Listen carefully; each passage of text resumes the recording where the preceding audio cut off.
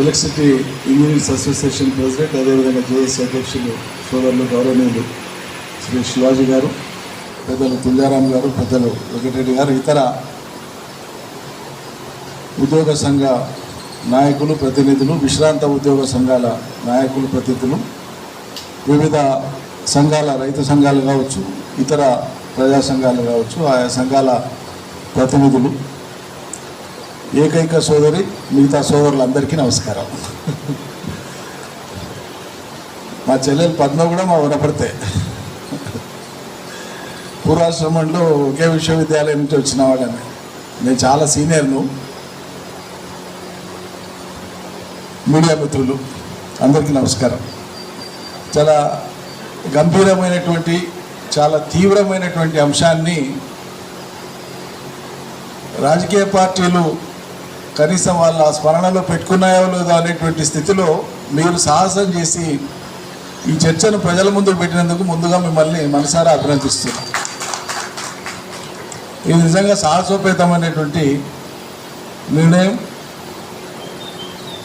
ఈ రైతు డిస్కమ్ యొక్క ప్రకటిత లక్ష్యాలు ఏంది, ఆచరణలో ఎదురుగాబోతున్నటువంటి సవాళ్ళు ఏందనేటువంటి ఈ అంశాన్ని కేంద్ర బిందువుగా చేసుకొని నాకంటే ముందు మాట్లాడి చాలా అభిప్రాయాల్ని వెల్లడించినటువంటి వాళ్ళందరి అభిప్రాయాల్ని కూడా చాలా కూలంకషంగా మీరు వెల్లడించడం, చాలా శ్రద్ధగా అందరూ వినడం, నేను కూడా అంతే శ్రద్ధగా వినడం జరిగింది. మాకున్న అవగాహనను మరింత పెంచుకోవడానికి ఈ సమావేశం దోహదం చేసిందని చెప్పి భావిస్తూ, మిగతా రంగాల కంటే కూడా మనందరికీ తెలిసిన విషయమే, ఇది మౌలిక రంగం. రాష్ట్ర పురోభివృద్ధికి కానీ దేశాభివృద్ధికి కానీ అత్యంత కీలకంగా పనిచేసేటువంటి రంగం ఇది. చాలా గొప్ప మాట చెప్తున్నారు తుల్యారాం గారు. ఇది సేవారంగం. ఇన్ఫ్యాక్ట్ సేవారంగం. ఇక్కడ మనం సర్వీస్ కనెక్షన్స్ కూడా చూస్తే మీకు మీటర్ మీద ఉండేటువంటి ఏ సర్వీస్ కనెక్షన్ అన్నా తీసుకోండి, మీరు సర్వీస్ కనెక్షన్ అని ఉంటుంది. SC number so and so అని ఉంటుంది. ఎస్సీ నంబర్ 1295/సో. సర్వీస్ కనెక్షనే ఉంటుంది తప్ప ఇది కన్జ్యూమర్ కనెక్షన్ అని ఎక్కడ రాయరు. అంటే ఆరిజినేషన్లోనే ఆ స్పిరిట్ ఉంది. అది మర్చిపోయింది పాలకులు. దాని ఆరిజినేషన్లోనే ఆ స్పిరిట్ ఉంది. కమర్షియల్ ఉండేదాన్ని, డొమెస్టిక్ ఉండేదాన్ని, ఇండస్ట్రియల్ ఉండేటువంటి దాన్ని సర్వీస్ కనెక్షనే కానీ కేటగిరీ అన్నారు. Domestic category, industrial category, commercial category అన్నారు తప్పిస్తే ultimately it's a service connection. So నవీన యుగంలో దేనికైనా సరే విద్యుత్ శక్తి అనేటువంటిది చాలా ప్రాణప్రదమైనటువంటిది. అది లేకుండా ఏ రంగం యొక్క పురోభివృద్ధిని కూడా మనం ఊహించలేము. తెలంగాణ రాష్ట్రం శరవేగంగా 2014 నుంచి 2023 దాకా అభివృద్ధి చెంది వివిధ రంగాలలో అది సాధించినటువంటి ప్రగతి రికార్డులలో ఉంది. ఈ రాజకీయ పార్టీ డిస్కషన్ కాదు, ఇతర పార్టీల మీద గ్యాలరీ చప్పట్ల కోసం చెప్పే అంశం కాదు. రిజర్వ్ బ్యాంక్ కానీ, సిఏజీ కానీ, పార్లమెంట్ కానీ, పార్లమెంట్లో వివిధ సందర్భాల్లో మంత్రులు కానీ, దేశ ప్రధానమంత్రి కానీ, జాతీయ అంతర్జాతీయ సంస్థలు కానీ, ఎకనామిక్ సర్వే చేసేటువంటి నిపుణులు కానీ, ఆర్థిక శాస్త్రవేత్తలు కానీ, వ్యవసాయ శాస్త్రవేత్తలు కానీ తెలంగాణ గడిచిన దశాబ్ద కాలంలో ప్రత్యేకించి 14 నుంచి 23 దాకా ఒక క్రమ పద్ధతిలో సాధించినటువంటి ప్రగతిని రికార్డ్ చేసి కొనియాడడం జరిగింది. దానికి మూలాధారం విద్యుత్ శక్తి. దానికి మూలాధారమే విద్యుత్ శక్తి. మనం ఆ విద్యుత్ శక్తి ఇవ్వకపోతే వాళ్ళ ఈ ఐటీ లేదు, ఆ విద్యుత్ శక్తి ఇవ్వకపోతే ఈ పరిశ్రమలు లేవు, ఆ విద్యుత్ శక్తి ఇవ్వకపోతే ఈ సర్వీస్ సెక్టర్ లేదు, ఆ విద్యుత్ శక్తి ఇవ్వకపోతే 158 మందికి ఉపాధి కల్పించేటువంటి వ్యవసాయ రంగం లేదు. జిఎస్డిపి చూపించినప్పుడు స్థూల ఆదాయం, రాష్ట్రం యొక్క స్థూల ఆదాయం చూపించినప్పుడు లెక్కలేసి వ్యవసాయ రంగం నుంచి తక్కువగా చూపిస్తారు. వ్యవసాయం అంటే వ్యవసాయ రంగంలో వచ్చినటువంటి సర్వ ఉపాధులను కలుపుకుంటే దాని జిఎస్డిపి లెక్కేయాలి. అట్లా వేసుకుంటే అది 35 to 40% వస్తుంది. ఇంత హెవీ కాంట్రిబ్యూషన్ ఉండేటువంటి ఈ రంగం ఏదైతే ఉందో ఇది కంబైన్డ్గా ఒక సంస్థ ఇన్కమ్ జనరేట్ చేస్తుంటుంది, ఇంకో సంస్థ దాన్ని బ్యాలెన్స్ చేస్తుంటుంది, ఇంకో సంస్థ ప్రభుత్వం ద్వారా క్రాస్ సబ్సిడీ ఇచ్చేస్తుంటుంది రైతులకు. ఈ ఒక కాంబినేషన్లో ఇది నడవడం అనేటువంటిదే ఒక సక్సెస్ స్టోరీగా మనం ఇప్పటిదాకా చూసినాం. భారతదేశంలో ఇప్పటిదాకా ఏ రాష్ట్రం కూడా చేయనటువంటి ఒక దుస్సాహసం, ఒక రైతు డిస్కామ్ పెడదాం అనేటువంటి ఈ దరిద్రపు ఆలోచన ఎందుకు వచ్చిందో సర్కారుకి అర్థమవుతలేదు. గత ప్రభుత్వం ఎప్పుడు ఈ ఆలోచన చేయలేదు. కొంతమంది దాన్ని డిస్టార్ట్ చేసి మాట్లాడే ప్రయత్నం చేస్తున్నారు. గత ప్రభుత్వానికి అట్రిబ్యూట్ చేయకండి. ఎప్పుడు కూడా ఆ రకమైన ఆలోచన చేయలే. ఇంకా కేంద్రం మీటర్లు పెట్టాలనేటువంటి ప్రతిపాదన తెచ్చినాడు.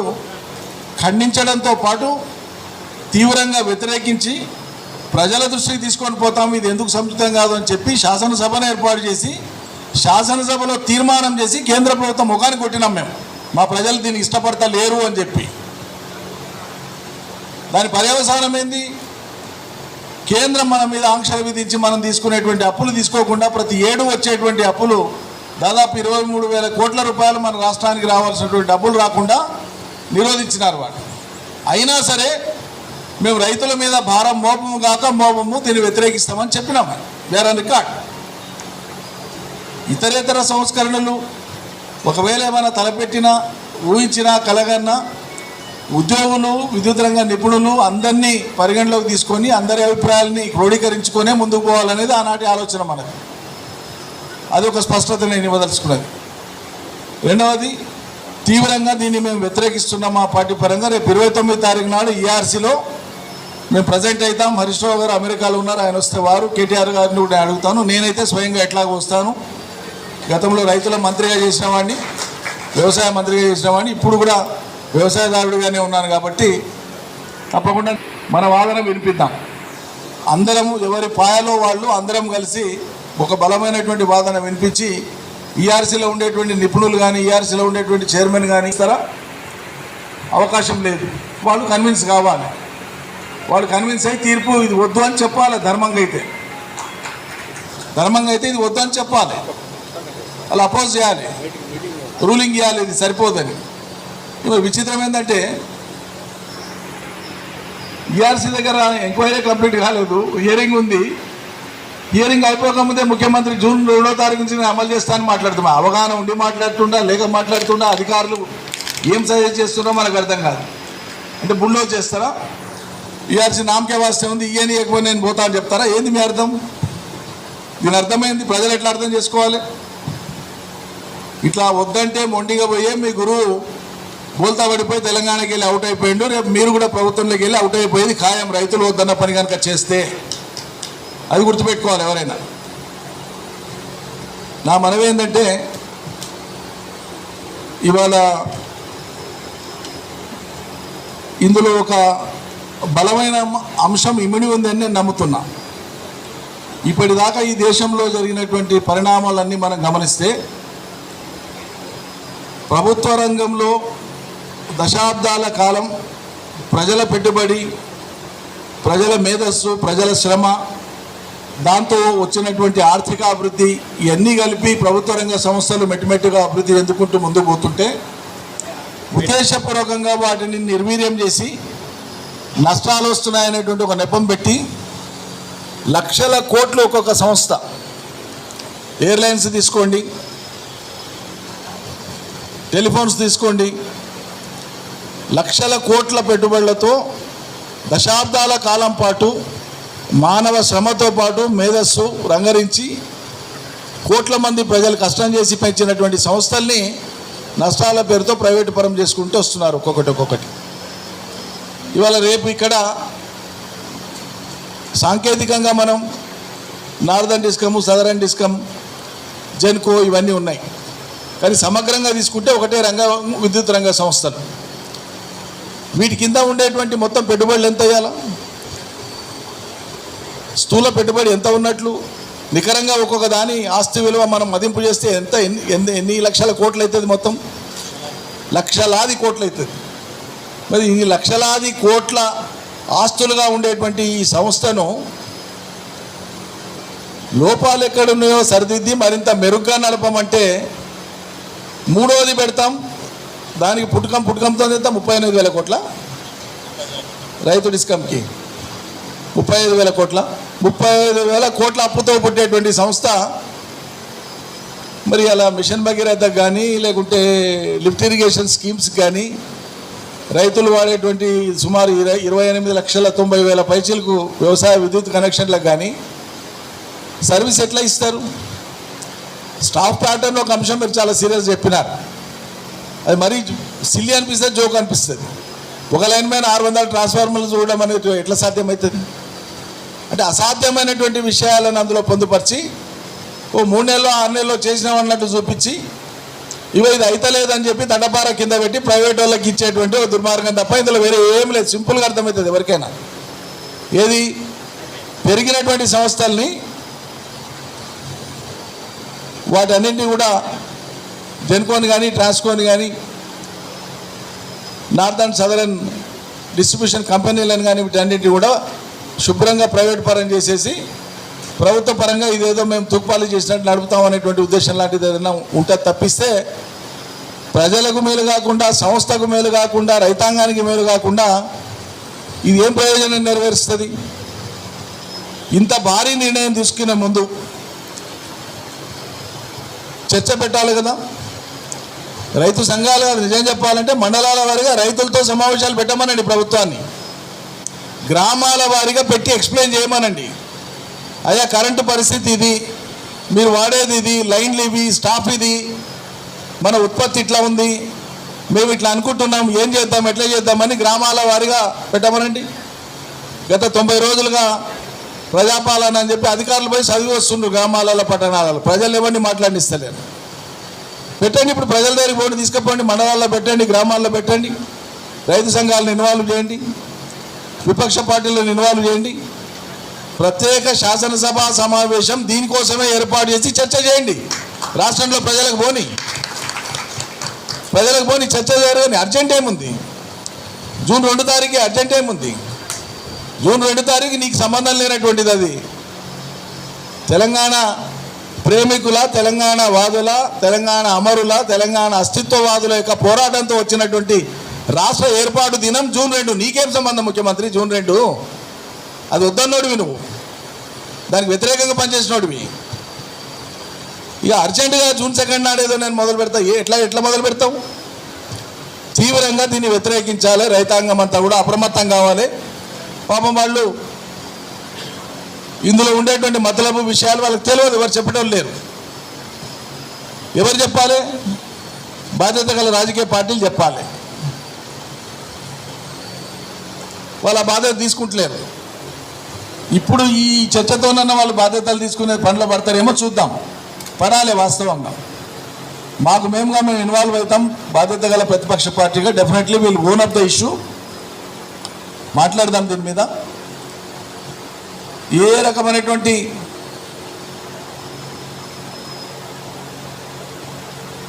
ఆదాయ వనరు లేకుండా ఒక సంస్థను నడిపేటువంటి ఆలోచనలోనే ఒక భావదారిద్ర్యం ఉంది. అది సాధ్యం కానటువంటి అంశం. ఇది ఏమన్నా మాట్లాడితే గత ప్రభుత్వం అప్పులో లేకుంటే ఇంకోటి అని గత ప్రభుత్వం మీద వేసేది అలవాటు అయిపోయింది. ఏదో చూస్తే నాకు వ్యంగ్య కవి సంపత్ సరళ్ అని ఉంటారు, మీలో చాలామంది వాచ్ చేసే ఉంటారు. సంపత్ సరళ్ అని హిందీలో ఒక వ్యంగ్య కవి ఉంటారు. చాలా అద్భుతమైనటువంటి వ్యంగ్యాన్ని ఆయన పండిస్తుంటారు. చాలా సభలు సమావేశాలలో దేశవ్యాప్తంగా ఆయన పర్యటన చేసి పాల్గొంటుంటారు. సమకాలీన పరిస్థితులను చరిత్రకు జోడించి చాలా అత్యద్భుతంగా ప్రభుత్వాల తీరును ఎండగడుతూ ప్రజల్లో చైతన్యం రగిలించేటువంటి ప్రయత్నం చాలా గొప్పగా చేస్తారు ఆయన. సంపత్ సరళ్ యూట్యూబ్లో పోయి మీరు కొట్టండి, వీడియోలు చూడని వాళ్ళు ఎవరైనా ఉంటే. ఆయన ఒకనొక సందర్భంలో ఒకసారి చెప్పింది, అది 100,000 సార్లు అది ఏమంటారు జనం చూస్తూనే ఉంటారు, నిత్యం వైరల్ అవుతానే ఉంటుంది. ఆధునిక పరిభాష, టెక్నాలజీ భాష మాకు ఉండబట్లేదు. ఇంకా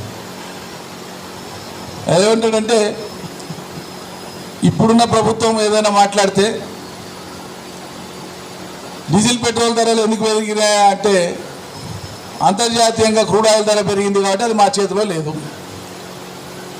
నిరుద్యోగం ఎందుకు పెరిగిపోయిందంటే, సుదీర్ఘకాలం పరిపాలన చేసిన గత పార్టీ నెహ్రూ గారి ప్రభుత్వం యొక్క వైఫల్యం వల్లనే ఈ నిరుద్యోగం పెరిగింది. దేశంలో ఉన్న మూల సమస్యల కారణం ఎవరంటే నెహ్రూ పునాదులే. మరి నీ పరిస్థితి ఏంటంటే నన్ను గట్టిగా అడిగితే నువ్వు పాకిస్తాన్ పో, గట్టిగా అడగకు. ఇవాళ చెప్పిన మాట చెప్తున్నాను నేను, నా మాట కాదు. అంటే సమస్య ఏంది, దానికి పరిష్కారం ఏంది అది మాట్లాడమంటే కేసీఆర్ అప్పులు చేసి నేను శాసనసభలో మాట్లాడతారు, బయట మాట్లాడతారు. దాని గురించి కూడా మీకు విషయం చెప్తా. రాష్ట్రానికి సంబంధించిన ఇతర అప్పులు పక్కకు పెట్టి మీ విద్యుత్ రంగానికి సంబంధించే ఇప్పుడు జెన్కోకు 31,000 పైచిల్కు, ట్రాన్స్కోకు 8,000 పైచిల్కు, సదరన్ డిస్ట్రిబ్యూషన్కి 38,000 కోట్లు, నార్థన్ డిస్ట్రిబ్యూషన్కి 20,000 crores, దాదాపు 1,180,000 కోట్లు. అంటే కేసీఆర్ ప్రభుత్వం దిగిపోయిన నాటికి 80,000 కోట్లు, ఇప్పుడు అవి మరో 20,000 కోట్లు, 21,000 కోట్ల దాకా కూడా పెరిగిన పరిస్థితి ఇది ఉన్నది. వాస్తవంగా ఈ లెక్కలు గణాంకాలు మీ విద్యుత్ రంగ నిపుణులు వివిధ సందర్భాల్లో వెలిపుచ్చినటువంటి అభిప్రాయాలు వ్యాసాల రూపంలో కావచ్చు, సంభాషణల రూపంలో కావచ్చు, ఆన్ రికార్డు వెలిపుచ్చిన అభిప్రాయాలనే నేను క్రోడీకరించి చెప్తున్నా. ఇది నా సొంత లెక్కలు కాదు. 2014లో అంటే విద్యుత్ డిమాండ్ ఇవాళ ఎంత పెరిగింది అనేటువంటి దాన్ని దృష్టిలో పెట్టుకొని ఆలోచించినప్పుడు మనం ఏం చేస్తే ఇవాళ మీట్ కాగలుగుతున్నాం. 2014లో 400 kV సబ్స్టేషన్స్ కేవలం 6 ఉండే మొత్తం తెలంగాణలో. 2014 నుంచి 2023 నాటికి వాటిని మనం 30కి తీసుకెళ్ళినాం. ఇక చింతగింజలు పెడితే అవుతాయి, ఇవి పెట్టుబడులు పెడితేనే కదా ఇది. 220 kV సబ్స్టేషన్స్ని 52కి తీసుకుపోయినాం. 132 kV 75కి తీసుకుపోయినాం. ఈహెచ్టీ లైన్స్ అంటారు, హై టెన్షన్ లైన్స్కి సంబంధించినవి, అవి 16,378 కిలోమీటర్లు ఉన్నటువంటి దాన్ని 28,131 కిలోమీటర్లు తీసుకుపోయినాం. వీళ్ళు ఒక్క ఈహెచ్డి సబ్స్టేషన్ కూడా కట్టలే, ఒక్కటి కూడా కట్టలే, నాట్ ఈవెన్ వన్. ట్రాన్స్ఫార్మర్సు సబ్స్టేషన్లలో ఉండేటువంటి ట్రాన్స్ఫార్మర్సు విద్యుత్ రంగ ఉద్యోగులకు అందరికీ తెలుసు, ఇతర ప్రతినిధుల సౌకర్యార్థం నేను చెప్పేది. ఎంవీఎస్ అంటారు, పవర్ ట్రాన్స్ఫార్మర్స్ సబ్స్టేషన్లో పెట్టేటువంటి వాటిని. రైతుల పొలాల్లో ఉండేటువంటి డిస్ట్రిబ్యూషన్ ట్రాన్స్ఫార్మర్స్ అని. ఈ ట్రాన్స్ఫార్మర్స్ ఎంవీఏలు 14,973 ఉండే 2014 వరకు. 2023 నాటికి 38,941 తీసుకుపోయినాం. అనేక విధాలుగా వ్యవస్థని బలోపేతం చేసి రేపపాటు కరెంటు పోకుండా ఉద్యోగుల యొక్క రాత్రింపగళ్ళు కష్టాలు, ఏదైనా ఏ ఎమర్జెన్సీ అయినా ఆగగలదేమో కానీ విద్యుత్ ఎమర్జెన్సీ ఆగదు. గాలివాన వచ్చి లైన్ ఏడబోయింటుందో తెలియదు. టీం అప్పటికప్పుడు పోయి దాన్ని రెక్టిఫై చేయాలి. ఆ పొలాలల్లా, కంచెలల్లా, కంపలల్లా, రాళ్ళల్లా, రప్పలల్లా, గుట్టలల్లా లైన్ ఎట్లా పోతుంది? ఆ లైన్ పోయిన దాన్ని ఎంబడి పోవాలి. ఆ లైన్ ఎంబడి పోవడానికి వాహనం కూడా పోదు, కొంత డిస్టెన్స్లలో నడిచే పోవాల్సి వస్తుంది. ఇంత కష్టపడి వాళ్ళు దీన్ని నిలబెట్టి ప్రజలకు సౌకర్యార్థంగా దాన్ని మార్చి దాన్ని ఇవన్నీ చేస్తే ఒక్క జెన్కోనే ఈ నిర్మాణ వ్యయం, ఉదాహరణకు మనం కట్టుకున్నటువంటి వాటిల్లో ఇవన్నీ ఉన్నాయి. ఏవి? యాదాద్రి 4,000 మెగావాట్స్ కానీ, భద్రాద్రి 1,080 మెగావాట్స్ కానీ, కేటీపీఎస్ 7th phase 800 మెగావాట్స్ కానీ, కాకతీయ థర్మల్ ప్లాంట్ 600 మెగావాట్స్ కానీ, ఇవన్నీ కూడా ఇంతకుముందు శివాజీ గారు చెప్పినట్లు 8,000 ఇన్స్టాల్డ్ కెపాసిటీ నుంచి వాళ్ళ 18,000 పైచీలకు ఇన్స్టాల్డ్ కెపాసిటీకి పోయినాం. వీటన్నిటి నిర్మాణానికి 60,000 కోట్ల రూపాయలు ఖర్చు అయింది. ఇవన్నీ దేని మీద పెట్టినాం? విద్యుత్ రంగ నిర్మాణం మీద, దీని బలోపేతం మీద, సమృద్ధిగా అన్ని రంగాలకు విద్యుత్తును సరఫరా చేసేటువంటి ఉద్దేశంతో పెట్టుకొచ్చినటువంటి అప్పులు ఇవి. ఇదంతా కూడా మూల పెట్టుబడి. దీన్ని అప్పు కింద ట్రీట్ చేసి అప్పయిందని పోయినంతకాలం థర్డ్ క్లాస్ మాటలు మాట్లాడతాను. నిర్మాణాత్మకంగా క్రిటికల్గా అందులో ఉండే అంశాలని స్పృశించకుండా గాలి మాటలు మాట్లాడతారు. కాబట్టి రైతాంగానికి ఇవ్వడంతోనే ప్రభుత్వాలకు ఏం నష్టం వచ్చేది కాదు. ఇంకోటి, దాన్ని ఇవ్వడాన్ని ఏదో గొప్పగా వాళ్ళకి ఇవ్వడంతోనే ఏదో పొద్దు మిగతా రంగాలకు తక్కువైందనేటువంటి కోణంలో కూడా ఆ అవసరం లేని సానుభూతి చూపక్కర్లేదు. అది ఒక హక్కుగా ఇవ్వాలి. పంట పండేటువంటిది ఒక రైతు కుటుంబం కోసం కాదు, అది దేశ సౌభాగ్యం కోసం, అది రాష్ట్ర సౌభాగ్యం కోసం. ఎన్ని రకాల ఉపాధులు వచ్చినాయండి ఇలా ఒక వ్యవసాయ రంగం అభివృద్ధి అయినందుకు మనం ఊహించలేం. ఎన్ని రకాల ఉపాధులు వచ్చినటువంటిది మీరు వాళ్ళ గ్రామాలలో ఉండి చూస్తే, ఒక జిల్లా కేంద్రమో లేదా ఒక నియోజక కేంద్రమో 1 లక్ష జనాభా ఉండే పట్టణమో ఉదయం 6 గంటల నుంచి మొదలు పెడితే 10 గంటల లోపు గ్రామాలలోంచి ఈ పట్టణ కేంద్రానికి కొన్ని వేల మంది వస్తారు. పట్టణాల్లో జరిగేటువంటి వివిధ పనులలో వాళ్ళు ఉపాధి పొందుతున్న వాళ్ళు, కన్స్ట్రక్షన్ ఫీల్డ్ కావచ్చు, పెయింటర్ ఫీల్డ్ కావచ్చు, ఎలక్ట్రిసిటీ కావచ్చు, ప్లంబింగ్ కావచ్చు, మేస్త్రి కావచ్చు, ఫ్లోరింగ్ కావచ్చు, ఒకటి కాదు వందల రకాల ఉపాధులు, ఒకటి కాదు వందల రకాల ఉపాధులు. మళ్ళీ సాయంత్రం అయితే ఎవరి గ్రామాలకు బలిపోతుంటారు. గ్రామాలలో కూడా అట్లా ఎక్కడికక్కడ ఉపాధులు పెరిగినాయి, విపరీతమైన ఉపాధులు పెరిగినాయి. ఇది 58% మంది ప్రత్యక్షంగా పరోక్షంగా వ్యవసాయం మీద జీవనాధారంగా ఉపాధులు పెంచుకొని బతుకుతున్నారు. కాబట్టే ఇది మనకు సాధ్యమైంది. కాబట్టి వ్యవసాయ రంగానికి మనం ఇస్తున్నాము సబ్సిడీ అంటే 100% ఈ రాష్ట్ర పురోభివృద్ధికి, దేశ పురోభివృద్ధికి తోడ్పడేటువంటి విధంగానే దాన్ని మనం చూడాలి. ఆదాయ మార్గాలు వచ్చేటువంటివి ఎక్కడో కమర్షియల్గా ఎక్స్పర్ట్స్తో కూర్చొని మాట్లాడి దాన్ని బ్యాలెన్స్ చేసుకోవడం ఎట్లా అనేటువంటి దాని మీద దృష్టి పెట్టాలి తప్ప, సమస్యను వదిలేసి ఇంకో కొత్త డిస్కమ్ పెట్టి దాని ద్వారా మేము వీటికి పరిష్కారాలు వెతుకుతామంటే మాత్రం అది సరైనది కాదు. ఇక దానికి తోడు మీరు ఇంతకుముందు చెప్తే ఈ పాయింట్ నాకు కొత్తగా తెలిసింది. ఏది రైతు డిస్కమ్కి ఇచ్చేటువంటి ఎలక్ట్రిసిటీని హై వాల్యూ ఉండేటువంటి థర్మల్ పవర్లోకి వెళ్ళి కేటాయిస్తామని. ఇది మూర్ఖపు ఆలోచన కూడా అనలేం మనం. మూర్ఖపు ఆలోచన అంటే తెలవనోడు మూర్ఖంగా ఆలోచించిండు అన్నట్లు, ఉద్దేశపూర్వకంగా దుర్మార్గంగా చేసేటువంటి చర్య. ఎందుకంటే ఈ సంస్థ చితికిల పడిపోవాలి, రేపు 1 ఫైన్ మార్నింగ్ అయిపోయింది మా చేత కాదని, రైతులకు ఇవ్వలేం, ఇక మీరు కట్టుకోండి లేకుంటే సేద్యాలు నడవని చెప్పేటువంటి ఒక స్థితి తీసుకురావాలి. అందుకోసం థర్మల్ది అలాట్ చేస్తున్నారు. ఈ ఉపాయాలన్నీ దేనికండి?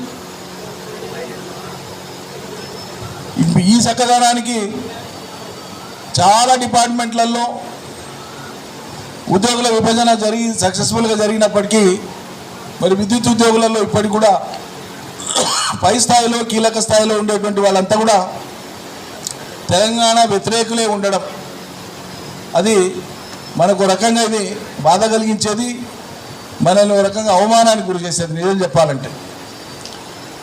దీని మీద కూడా మనం తప్పకుండా అందరం స్పందించాల్సి ఉంటుంది.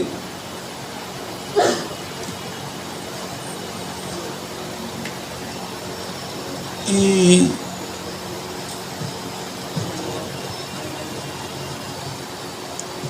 ఆ పత్రికలో వచ్చిందంటే ప్రభుత్వ వర్షనే ఉంటుంది.